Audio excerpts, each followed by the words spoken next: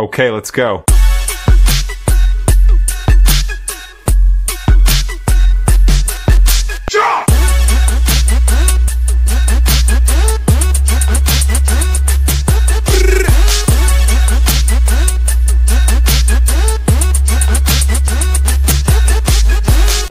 Hello sa inyo YouTube. Welcome J Mike's TV. So ngayon lang ulit tayo nakapag-vlog ngayon, no? Magre-reaction video ulit tayo ng Araw na Itim, Pinoy Creepy Pasta. Pasensya na guys, medyo natagalan yung vlog natin ngayong araw na to kasi busy na-busy ako ngayon Tsaka medyo parang medyo pagkatapos ng trabaho, pagod galing trabaho. So ito guys, mabilisan lang to kasi ngayon birthday ng anak kong lalaki ngayon si Jericho Josh Arevalo. Birthday niya ngayon. Nandiyan sila sa sala, nagkakainan sila. Nagluto kami kanina. So pagtapos na nag-basketball ako, tapos diretso vlog. Diretso na itong reaction video. Hindi pa ako nakain. Konti pa lang kinakain ko So ito guys, play na natin to. Creepy Pasta, Pinoy Creepy Pasta, Araw na Itim. True Pinoy Horror Story. So let's go, play na natin. Manood na lang tayo. Let's go.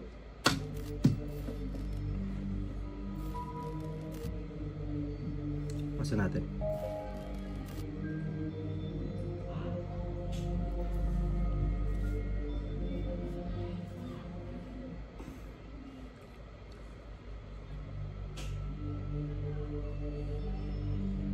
Share ko lang itong urban legend sa lugar namin na dahilan daw. Kaya lang guys, subscribe nyo pala si Araw na Itim, Pinoy Creepy Pasta, Nieb Quiero. Hindi sa akin to video na to. ng isang malaking pagbaha noon. Marami ang namatay rito sa amin dahil sa pagbaha sa lawa ng minsang umulan. Mga 2 dekada na ang nakakaraan noon. Ang kwento kasi noon, may magkakapit bahay raw na nagchichismisan sa labas ng bahay nila nang may lumapit na matandang babae. Maputi na raw ang lahat ng buhok at hukot pa. Nakasuot daw ng damit na mahaba na parang sako na kulay brown. Yun bang ginagamit na lagayan ng kamatis kapag binabiyahe from province? Mukhang ermitanyo pero babae. Nakatungkod pa na kawayan. Humingi raw ng maiinom yung matanda. Pero tinaboy noon ng mga nagchichismisan. Umalis naman daw si Lola at lumapit sa iba pang residente para manghingi ng maiinom. Pero kagaya ng iba ay tinaboy lang din daw ito. Isang grupo ng mga manginginom ang nagtrip na bigyan ng isang basong gin ang matanda. Pagkainom ay kaagad na dinura ng matanda ang gin. Nagtawanan naman ang mga nag-iinuman. Nagalit ang matanda at dinuro sila. Sabay sinabing sa susunod na may humingi ng tubig sa mga taga roon ay marami nang ibibigay ang mga residente dahil mag-uumapaw ang tubig sa lawa. Siyempre mga sinaunang tao rin yung mga residente. Natakot din naman daw sa sinabi ng matanda. Natakot na baka sinumpa na pala sila. Pero kalaunan naman ay nalimutan din yon. Nawala na lang din daw bigla yung matandang babae. Walang nakapansin kung saan nagpunta yung ali. Ilang linggo raw ang nagdaan at umulan ng malakas dito sa amin. Sabi ni Mama ay maagap silang nakalikas noon kaya hindi kami naapektuhan ng pagbaha. Pero wala na kaming binalikang bahay dahil nilamon na yon ng tubig. Habang umaalagwa raw ang tubig mula sa lawa, ay may nakakita pa raw sa matandang babae na naglalakad sa tubig. Wow. Sinasagwan pa raw yung tungkod na kawayan at kung saang direksyon tumuturo ang kawayan ay doon pumupunta ang tubig. 4 na araw pa raw ang nagdaan bago humupa ang baha. Kahit yung mga bahay na may second floor ay lumubog hanggang sa bubong. Sobrang taas talaga ng tubig. Sa katunayan nga po, hanggang ngayon ay may mga bahagi pa rito na hindi na bumaba ang tubig. Naging bahagi na ng lawa yung ilang part ng bayan.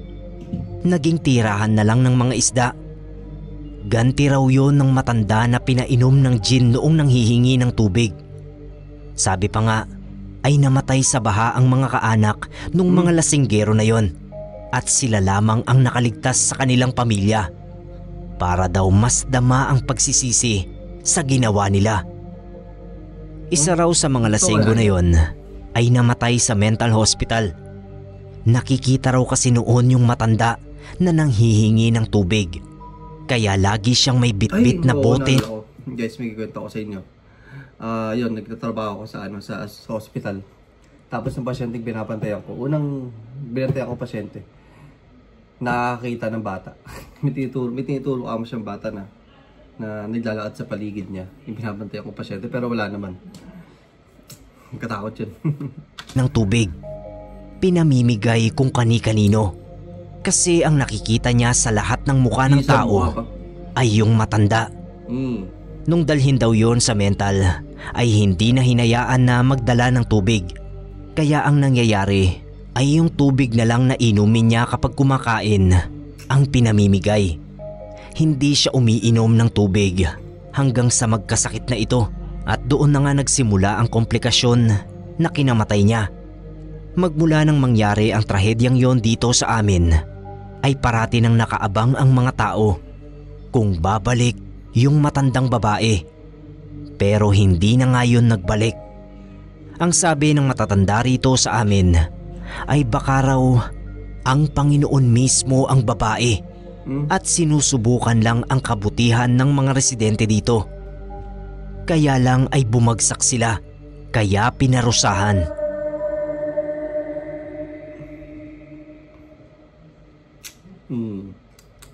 Dapat lang ba yun o hindi? Kasi maraming namatay din eh. Bago po ang kwento, ay binabati ko ang lahat ng bumubuo ng Pinoy Creepypasta, pati na rin ang mga kapwa ko kapasta ng isang Merry Christmas at Happy New Year.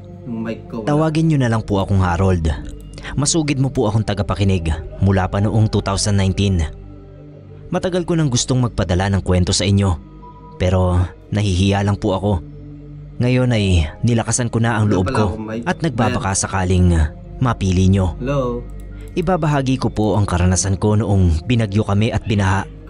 Matagal nang nangyari ito, Sir Neb, pero habang buhay nang nakabaon nito sa puso ko. Bago pa man bumaha noon, ay parang may pangitain na ang anak kong 5 taong gulang na si Ryan. 2 araw kasi bago ang bagyo, ay sabi siya ng sabi na turuan ko siyang lumangoy. Hindi ko naman pinapansin kasi napaka-random naman ang request niya. Umuo na lang ako at sinabing kapag nag-summer ay magbe-beach kami para maturuan ko siya. Pero sobrang kulit ni Ryan at pinipilit na turuan ko na siya sa mismong oras na gusto niya dahil kailangan niyang matutong lumangoy para mabuhay. Hindi ko siya pinansin, Sir Neb. Nalaman ko na lang na nagpapaturo siya sa ilang kapitbahay. At kagaya ko ay iisa rin ang sagot nila na kapag nag-summer o kaya ay kapag nag-swimming sila. Hinayaan ko lang si Ryan, pero hindi pala siya sumuko dahil nang wala siyang makitang magtuturong lumangoy sa kanya, ay nakita ko naman siya na binobombahan yung mga inflatable na laruan niya, yung mga salbabida at mga arm floaters. Since mga nakabalandra nga ang mga yon, ay napagalitan ko siya at tinaas yung mga laruan niya. Iyak siya ng iyak. Hindi ko raw siya mahal. Tinatawanan ko lang si Ryan, Sir Neb, at sinabi sa kanya na hindi dahil hindi niya nakuha ang gusto niya ay hindi ko na siya mahal. Ang sabi ba naman sa akin, kung mahal ko siya ay aalis kami sa bahay at pupunta sa mga lolo niya sa Cavite. Pinagsawalang bahala ko yon. Hindi ko pinansin. Kung alam ko lang na lahat pala ng ginagawa ni Ryan noon ay babala, sana ay sinunod ko lahat ng gusto niya. Kinagabihan, bago kami bahain, ay napakahigpit ng yakap ni Ryan sa akin. Habang nakahiga kami at naghahanda sa pagtulog, sabi siya ng sabi na huwag ko siyang bibitawan dahil natatakot siyang mamatay. Sa puntong yon, Sir Neb, ay kinikilabutan na ako dahil umuulan na nga. Masama ang pakiramdam ko pero hindi ko pa rin yun pinansin. Niyakap ko lang si Ryan at nangakong hindi ko siya pababayaan. Nakatulog siya ng mahimbing. Pero nung bandang madaling araw ay nagising kami ng mama niya dahil sa iyak niya. Nakaupo siya sa gitna namin at nakatingin sa paanan. May lalaki raw na gustong kumuha sa kanya pero ayaw niyang sumama.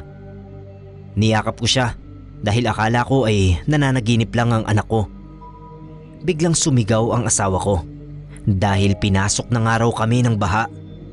Basa na yung sahig ng kwarto namin. Mula sa sala ay may 5 baitang paakyat sa kwarto namin. Kaya ibig sabihin lang ay mataas na talaga ang tubig.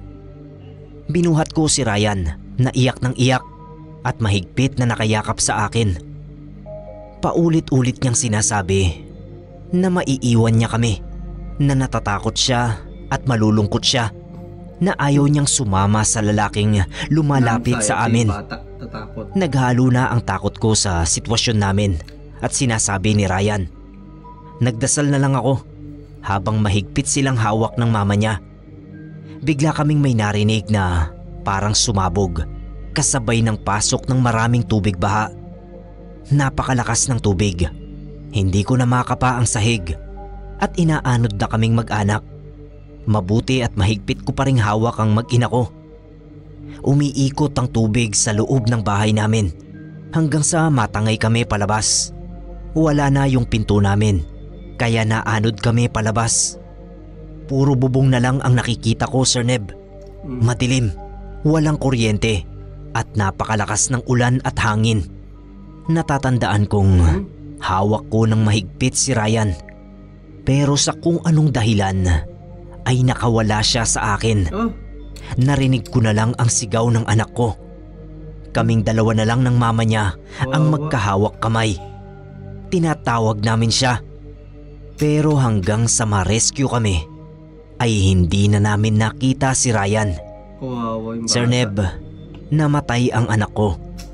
Sa kabilang barangay na natagpuan ang katawan niya. Doon ko napag-isip-isip ang mga bagay na sinasabi niya. Ang pagpapaturo niyang lumangoy at ang pagbomba sa mga floaters niya. Kung nakinig ako at sineryoso ang mga babala ni Ryan, di sana ay 19 anyos na siya ngayon. Pinakamasakit na pangyayari ito sa buhay ko, na maaagapan naman sana kung naniwala ako sa mga signos ng anak ko. Kawawa yung bata, guys. Kawawa. Ay. Oh yes. Documents. Okay, save natin. So yun guys, no. Maraming salamat ulit sa panonood ninyo at sinamahan nyo ako manood ng Pinoy Creepypasta si Nebkero. So guys, subscribe nyo si Nebkero guys. Hindi sa akin yung video na yun. Pero salamat. Kahit walang pa yung tulot pero pasensya na kung nagamit yung video. Pero subscribe kayo. Maraming salamat kay Nebkero. Thank you na rin. At guys, yun lang. At yan, anong oras na? Siguro kakain na muna ako. At ako'y gutom na eh. So, see you ulit next vlog. Bye-bye!